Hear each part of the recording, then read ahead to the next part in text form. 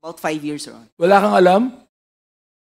Your Honor, Wala kong Your Honor. Bira, 5 years ka na dyan, may alam ka.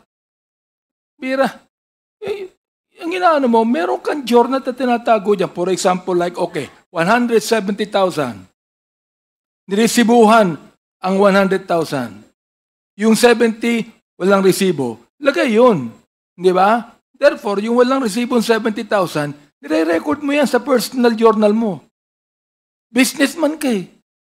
Sige po, Your Honor, kumahanap ko po. Mahanap mo yan. Kumahanap mo, mahanap mo yan. Maniniwala ako sa sinasabi mo kung bibigay mo sa amin dito yung personal na record ng mga lagay ng mga na binigay mo. Si Chair. Okay?